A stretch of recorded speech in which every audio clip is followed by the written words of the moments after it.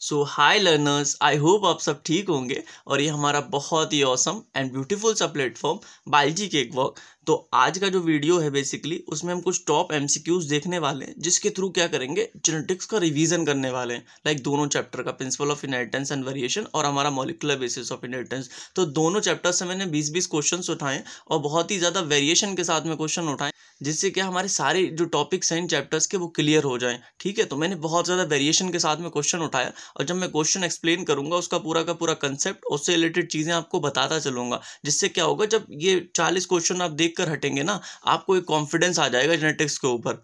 ये आपके एमसीक्यूज तो बनवा ही देंगे लाइक जो आने वाले, लेकिन ये जो इन्फॉर्मेशन मैं बताऊंगा आपको वो शॉर्ट आंसर टाइप या फिर लॉन्ग आंसर टाइप क्वेश्चन में भी काम आने वाली कहीं ना कहीं, इसीलिए मैंने इन चीज़ों को यहाँ पर इंक्लूड किया। तो आइए स्टार्ट कर देते हैं विद फुल ऑफ एनर्जी। आज का हमारा पहला क्वेश्चन, जो कि बेसिकली नंबर ऑफ गैमेट्स निकालने पे सीबीएसई को पता नहीं क्या है, इस टॉपिक के ऊपर क्वेश्चन बहुत ज़्यादा देते हैं, तो ये चीज़ आना बहुत ज़रूरी है आपको, इसलिए मैंने सबसे नंबर 1 पे इसे इंक्लूड किया। तो नंबर ऑफ गैमेट्स निकालने का तरीका क्या होता है मैं आपको बता दूं, मैं कई बार अपने वीडियोस में बता चुका हूँ।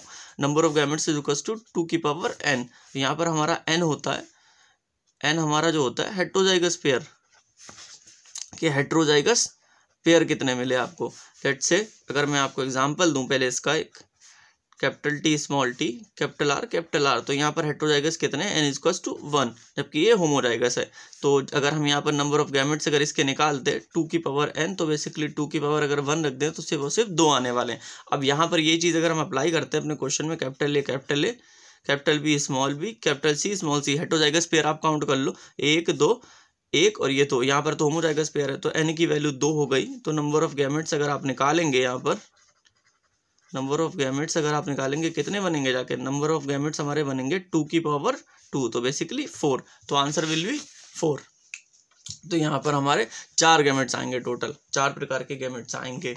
ठीक है, अब हमारा सेकंड क्वेश्चन यहाँ पर क्या कह रहा है, ये इंपॉर्टेंट है, इनके नाम याद कर लेना आप, तीनों के तीनों साइंटिस्ट के ये पूछे जाते हैं।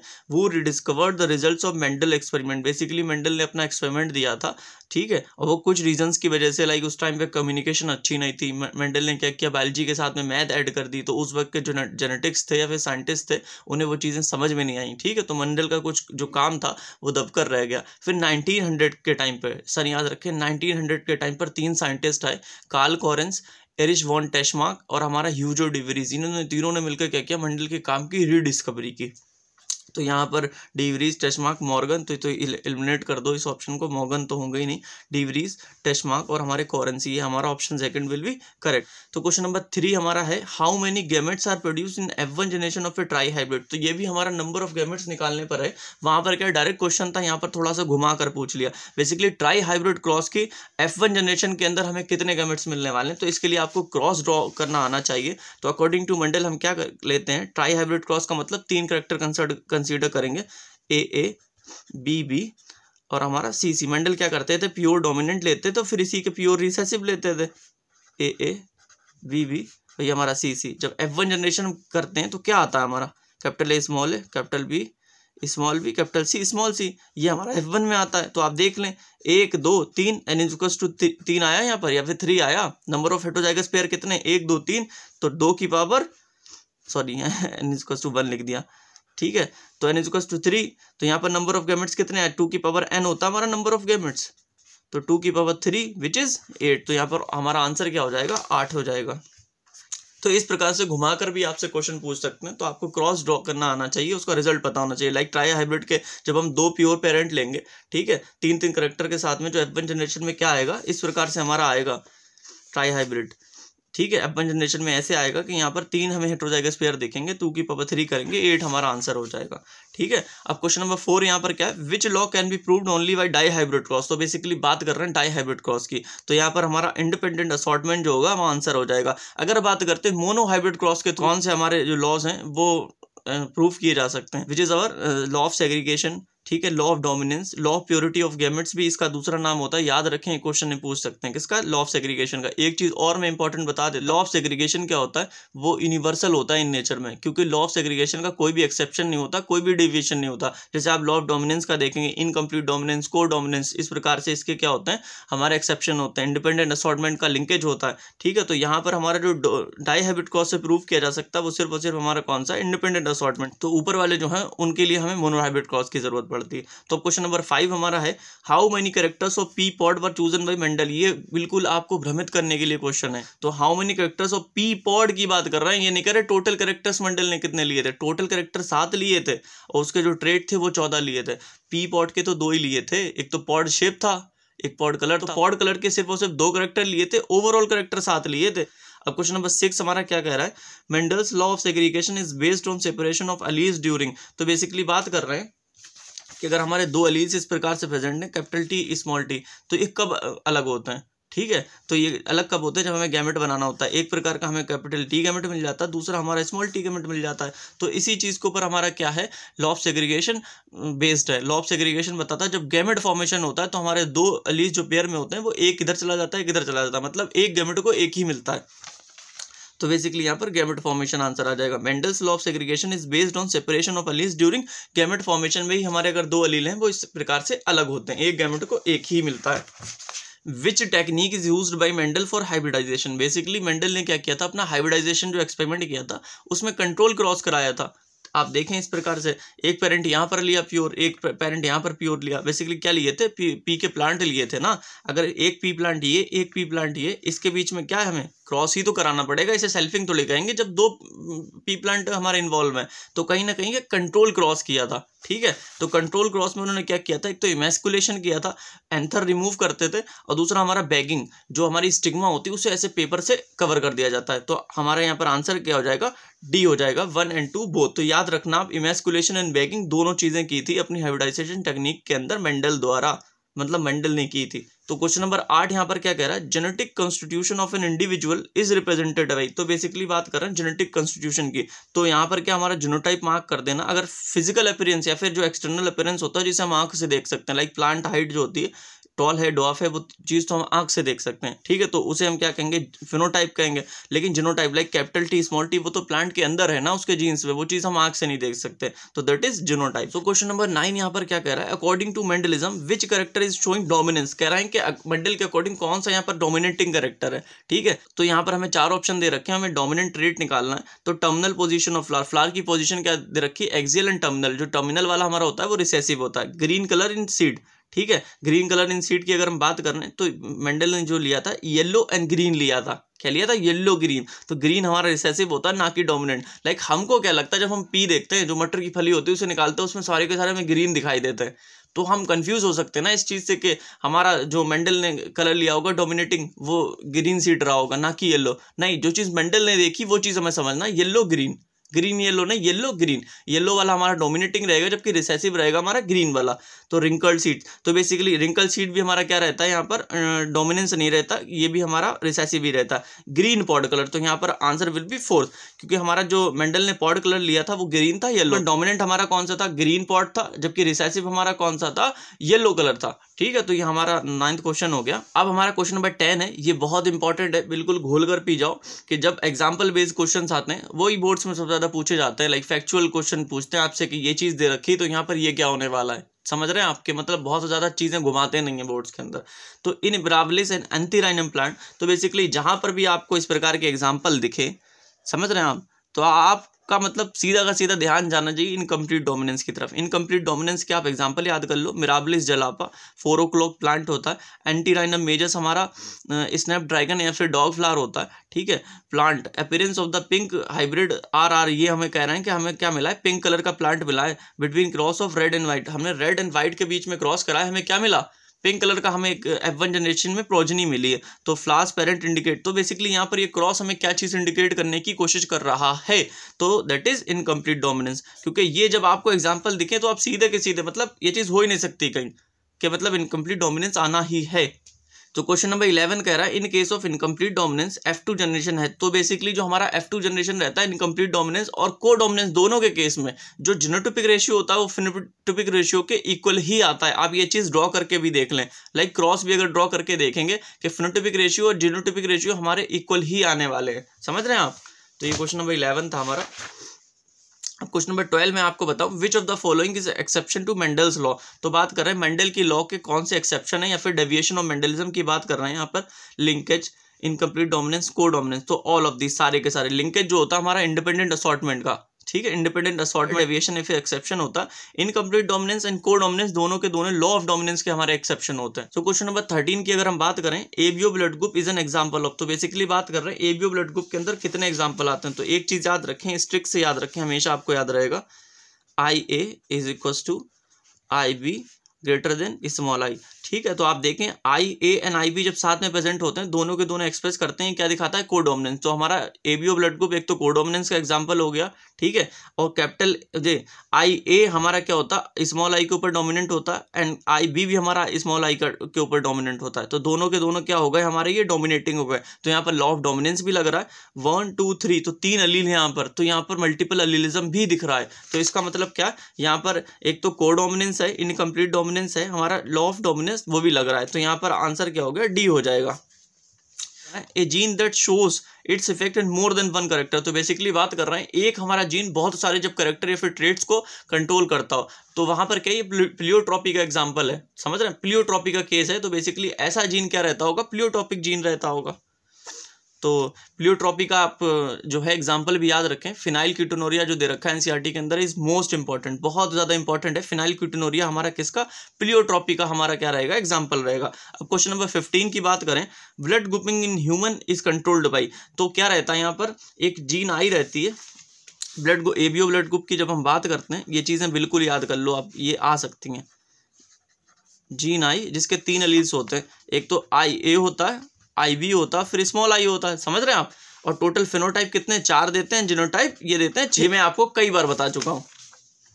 तो हमारे 3 एलील्स रहते हैं, विच IA and IB is dominating. तो इसके अंदर क्या रहता है, हमारा IA और IB जो होता है दोनों के दोनों डोमिनेंट होते हैं। अगर बात करें 4 एलील्स नहीं होते हैं, 2 एलील्स नहीं होते हैं, वो तो ऐसे ही एलिमिनेट हो गया हमारा। फिनोटाइप 4 प्रकार के होते हैं, जीनोटाइप हमारे 6 प्रकार के होते हैं। अब हम देख लेते हैं क्वेश्चन नंबर 16 यहाँ पर क्या कह रहा है, an example of polygenic inheritance in human being is. तो बेसिकली जितने भी एग्जाम्पल आपको इंपॉर्टेंट हैं, लाइक मोस्टली एग्जाम्पल्स क्या है इंपॉर्टेंट है, बोर्ड्स में पूछते रहते हैं, तो सारे के सारे एग्जाम्पल लाइक पॉलीजेनिक इनहेरिटेंस का, प्लियोट्रॉपी का, कोडोमिनेंस का, इनकम्प्लीट डोमिनेंस का, सारे के सारे एग्जाम्पल बिल्कुल याद कर लीजिए। ठीक है, तो यहाँ पर पॉलीजेनिक इनहेरिटेंस के 2 एग्जाम्पल हैं according to NCERT, skin colour in human और वीट का हमारा कर्नल कलर। तो दोनों के दोनों इसके एग्जाम्पल है पॉलीजेनिक इनहेरिटेंस के। ये जहाँ पर भी दिखे आप मार्क कर देना ईजिली।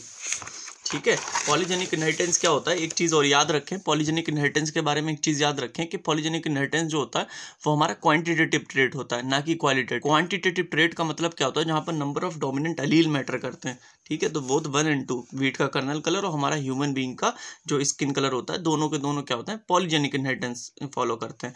अब क्वेश्चन नंबर 17 यहाँ पर क्या कह रहा है, linkage was discovered in Drosophila by. तो बेसिकली जो लिंकेज डिस्कवर की गई थी वो हमारी मॉर्गन द्वारा डिस्कवर की गई थी। जो क्रोमोसोमल थ्योरी ऑफ इनहेरिटेंस दी गई थी वो सर्टेन बोवरी ने दे दी थी, लेकिन जो उसका एक्सपेरिमेंटल वेरिफिकेशन था वो TH मॉर्गन द्वारा दिया गया था। उन्होंने जिस चीज़ पर स्टडी किया था वो ड्रोसोफिला था। ठीक है, तो याद रखें इन्हें फादर ऑफ एक्सपेरिमेंटल जेनेटिक्स भी कहते हैं, किन्हें, मॉर्गन को। इन्होंने क्या किया था, लिंकेज डिस्कवर किया था। तो बेसिकली मॉर्गन हमारा यहाँ पर आंसर हो जाएगा। अब क्वेश्चन नंबर 18 यहाँ पर क्या कह रहा है, who postulated the chromosomal theory of inheritance. ये चीज़ याद कर लें, अक्सर क्वेश्चन पूछते रहते हैं, बहुत ईजी सा क्वेश्चन आता है, सर्टेन एंड बोवरी द्वारा दी गई थी ये। तो क्वेश्चन नंबर 19 यहाँ पर क्या कह रहा है, which of the following possesses homogametic male. तो बेसिकली बात हो रही हमारा क्या है, सेक्स डिटर्मिनेशन वाले टॉपिक के अंदर 3 प्रकार के हमें दे रखे हैं। एक तो एक्सनॉट टाइप ऑफ दे रखा है जिसके अंदर हमारे मोस्टली इंसेक्ट आते हैं, और दूसरा XY टाइप दे रखा है। दोनों के दोनों केस में क्या रहता है, हमारा मेल हेट्रोगैमेटिक होता है, लेकिन बर्ड्स के केस में क्या होता है, यूनिक केस है, हमारा फीमेल क्या होती है, हेट्रोगैमेटिक होती है। तो यहाँ पर होमोगैमेटिक मेल की बात कर रहे हैं, तो जाहिर सी बात है बर्ड्स के केस में अगर हमारा फीमेल क्या होती है, हेट्रोगैमेटिक, तो मेल क्या होगा, होमोगैमेटिक हो जाएगा। सेक्स डिटर्मिनेशन का टाइप जो है बहुत इंपॉर्टेंट है, इसको बहुत अच्छे से समझ लीजिए, और जेनेटिक डिसऑर्डर भी बहुत इंपॉर्टेंट है उसके जो पास में दिए हुए हैं। ठीक है, तो क्वेश्चन नंबर 20 की बात करना है, which of the following symbol is used for mating between relatives. तो बात कर रहे हैं मेटिंग या फिर मैरिज बिटवीन रिलेटिव, जिसको हम कंसेंजीनियस मेटिंग भी कहते हैं, फिर कंसेंजीनियस मैरिज भी कहते हैं। उसका ये हमारा सिंबल रहता है, ये तो मैरिज का रहता है, इस प्रकार से मेल एंड फीमेल पार्टनर, उसके बीच में ये सिंगल अगर ऐसे स्टिक लगी हुई है, ठीक है, इसके बीच में सिंगल अगर लाइन है तो ये मैरिज का है, जबकि अगर डबल लाइन है तो यहाँ पर कंसेंजेनियस मैरिज दिखाता है या फिर मेटिंग दिखाता है। ठीक है, और ये हमारा क्या मेल दिखा रहा है, ये मेल एंड फीमेल के बीच में मैरिज, और यहाँ पर क्या अफेक्टेड प्रोजनी, और प्रोजनी भी कौन सी हमारी, मेल है। ठीक है, तो यहाँ पर ये थर्ड ऑप्शन हमारा करेक्ट हो जाएगा। आई होप आपको principle of inheritance and variation की बहुत सी चीज़ें क्लियर हुई होंगी। तो मॉलिक्यूलर बेसिस ऑफ इनहेरिटेंस में जो पहला क्वेश्चन मैंने लिया है, backbone in structure of DNA molecule is made up of. तो बैकबोन की अगर हम बात करें तो according to DNA helix model क्या कहता है, शुगर, फॉस्फेट, फिर शुगर, फॉस्फेट और फिर हमारा शुगर, इस प्रकार से प्रेजेंट होता है। सो ये क्या करता है, स्ट्रक्चरल सपोर्ट देता है डीएनए के स्ट्रैंड को, समझ रहे हैं आप। तो ये हमारी क्या होती है, शुगर फॉस्फेट की जो होती है बैकबोन होती है, और इस प्रकार से हमारे शुगर के ऊपर नाइट्रोजनस बेसिस अंदर के लिए लगे होते हैं। ऐसे एनसीईआरटी कहती है शुगर और फॉस्फेट की क्या होती है, हमारी बैकबोन होती है। अगर डबल स्टैंड में आपको दिखाऊं ऐसे, शुगर फॉस्फेट, शुगर, ये रहा फॉस्फेट, फिर हमारा ये शुगर, नाइट्रोजनस बेसिस हमारे अंदर के लिए इस प्रकार से प्रोजेक्ट होते हैं। मैंने एक लाइन भी कुछ भी अपने पास से नहीं बोली, सारी की सारी चीज़ें एनसीईआरटी में दे रखी। शुगर फॉस्फेट भी ऐसे करके बैकबोन है जो कि स्ट्रक्चरल सपोर्ट देती है, अंदर को हमारे क्या नाइट्रोजनस बेसिस होते हैं, स्ट्रैंड के अंदर को हमारे प्रोजेक्ट होते हैं। तो क्या है यहाँ पर, backbone in structure of DNA molecule is made up of, तो sugar and phosphate, pentose sugar and phosphate, तो पहला ही आंसर हमारा करेक्ट हो गया। यहाँ फोर्थ में भी शुगर एंड फॉस्फेट दे रखा है, लेकिन शुगर हेक्सोज भी हो सकती है, इसलिए हमारा जो करेक्ट या फिर सटीक आंसर होगा वो पेंटोज शुगर प्लस फॉस्फेट ही रहेगा यहाँ पर। अनदर नेम ऑफ थाइमीन, ये बहुत इंपॉर्टेंट है, याद कर लो। हमारा क्या होता है, 5-मिथाइल यूरैसिल कहते हैं, थाइमीन को क्या कहते हैं, 5-मिथाइल यूरैसिल, याद कर लो। अब प्रोकैरियोटिक जेनेटिक सिस्टम में क्या होता है, अब बेसिकली ये क्वेश्चन हमारा पैकेजिंग के ऊपर है, मैं चीज़ें कुछ आपको समझा देता हूँ। यूकैरियोट्स के केस में क्या होता है, जब पैकेजिंग होती है तो हिस्टोन प्रोटीन की मदद लेते हैं, याद रखना बिल्कुल ही, इससे क्वेश्चन बन जाएगा आपका एमसीक्यूज कि हिस्टोन की मदद हम कब लेते हैं, यूकैरियोटिक के केस में। प्रोकैरियोटिक के केस में कभी भी हम हिस्टोन की मदद नहीं लेते हैं। होती हैं कुछ बेसिक प्रोटीन्स होती हैं, एनसीईआरटी कहती है, लेकिन वो हिस्टोन नहीं होती, ठीक है। और वहाँ पर लार्ज लूप्स बनते हैं, बड़े बड़े छल्ले बनते हैं जेनेटिक मटेरियल के, ये चीज़ याद रखना। प्रोकैरियोटिक के केस में एक तो हमारी बेसिक प्रोटीन्स होती हैं जो कि हिस्टोन नहीं होती हैं, दूसरे लार्ज लूप्स बनते हैं। तो यहाँ पर प्रोकैरियोटिक जेनेटिक सिस्टम की अगर बात करें, डीएनए एंड हिस्टोन देखा तुरंत काट दो क्योंकि ये यूकैरियोटिक में होगा। आरएनए एंड हिस्टोन काट दो, इधर डीएनए और हिस्टोन तो होगा ही नहीं, तो डीएनए बट नो हिस्टोन। तो डीएनए तो होता है हमारा जेनेटिक मटेरियल, लेकिन हिस्टोन से पैकेजिंग नहीं होती है। कुछ प्रोटीन्स होती हैं जो कि बेसिक होती हैं, समझ रहे हैं आप, लेकिन हिस्टोन्स नहीं होती। DNA is acidic due to, ये चीज़ याद रखो, ये तो बहुत बेसिक सा क्वेश्चन है, फंस जाएंगे अगर नहीं बना। DNA is acidic due to presence of, तो DNA is acidic due to presence of हमारा फॉस्फोरिक एसिड, या फिर हमारा फॉस्फेट जो ग्रुप होता है वो इसको नेगेटिव चार्ज देता है या फिर एसिडिक बनाता है, ठीक है। अब क्वेश्चन नंबर 5 हमारे यहाँ पर क्या, क्वेश्चन नंबर 5 यहाँ पर क्या कह रहा है, the unequivocal proof that DNA is genetic material came from the experiment of, basically बात कर रहे हैं अनइक्विवोकल का मतलब होता है बिना किसी शक के, बिना किसी संदेह के या फिर डाउट के हमें ये चीज क्लियर हो गई that DNA is genetic material. तो बेसिकली वो वाला हमारा एक्सपेरिमेंट था, हर्शे एंड चेज का एक्सपेरिमेंट 1952, बहुत इंपॉर्टेंट, याद रखो। फ्रेडरिक ग्रिफिथ ने क्या कहा था, ट्रांसफॉर्मिंग प्रिंसिपल की बात की थी, something is there which is transforming R into S, समझ रहे, 1928 में यह हुआ था। और वॉटसन एंड क्रिक ने हमारा क्या दिया था, डीएनए डबल हेलिक्स मॉडल दिया। मेसेल्सन एंड इंस्टॉल ने क्या प्रूव किया था, DNA replication is semi conservative. तो ये भी चीज़ें याद रखें आप, ठीक है। अब क्वेश्चन नंबर 6 हमारा यहाँ पर क्या है, क्वेश्चन नंबर 6 है डीएनए रेप्लिकेशन अकर्स है। तो ये मैंने क्यों इंक्लूड किया, बेसिकली क्या है, मॉलिक्यूलर बेसिस ऑफ इनहेरिटेंस में डीएनए रेप्लिकेशन बहुत मतलब अच्छे से दे रखा है पूरा का पूरा, ठीक है। अब उसमें अगर आपको यही नहीं पता चलेगा कि डीएनए रेप्लिकेशन होता क्या है, तो मतलब ये क्या, अगर पूछ लिया तो फंस जाओगे ना। तो क्या है, मैं आपको समझाता हूँ, ये थोड़ा 11th का कंसेप्ट है, मैं ऐसे ही बस आप ये चीज़ याद कर लेना, मैं थोड़ा समझा देता हूँ।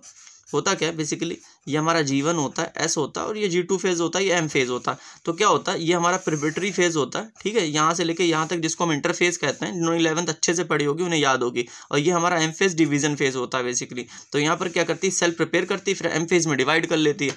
तो होता क्या है, जो S फेज होता है, यहाँ पर हमारा डीएनए रेप्लिकेट करती है, रेप्लिकेशन होता है यहाँ पर, यानी कि हमारी कॉपी बन सके जेनेटिक मटेरियल की, जो कि आगे जाके जब हमारा सेल डिवाइड करे उससे दोनों सेल्स में अलग अलग हमारा क्या हो सके, जेनेटिक इन्फॉर्मेशन जा सके, एक एक कॉपी, ठीक है। तो डीएनए रेप्लिकेशन याद कर लो, रट लो, जैसे भी समझ में आए आपको, कि हमारा एस फेज में होता है। तो बेसिकली यहाँ पर आंसर क्या होगा, एस स्टेज जो होती है उसके अंदर हमारा डीएनए रेप्लिकेशन, याद रख लो। ऐसे सलमान भाई के अंदर जेनेटिक डीएनए रेप्लिकेशन होती है। एक दिन की तो बात है यार, आपका एग्जाम है कल, तो डीएनए रेप्लिकेशन कहाँ, एस स्टेज में होती है।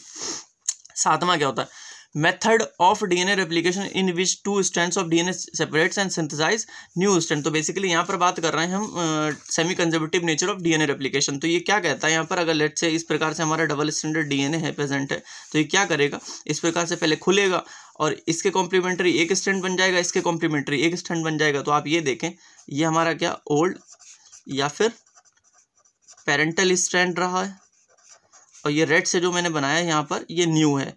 तो आप देखें सेमी कंजर्वेटिव का मतलब क्या होता है यहाँ पर, सेमी, अभी बिल्कुल दिमाग में बैठ जाएगा, सेमी कंजर्वेटिव का मतलब क्या है। आप देखें एक स्टैंड हमारा ओल्ड या फिर पेरेंटल है, समझ रहे हैं आप, पुराना जो डीएनए था उससे आया और एक हमारा नया सिंथेसाइज किया। तो सेमी कंजर्वेटिव का मतलब क्या, सेमी का मतलब आधा, कंजर्वेटिव का मतलब कंजर्व रहा, तो आधा पुराना है और आधा नया आया, तो this is called semi conservative nature of DNA replication. आप समझ रहे हैं इस तरीके से।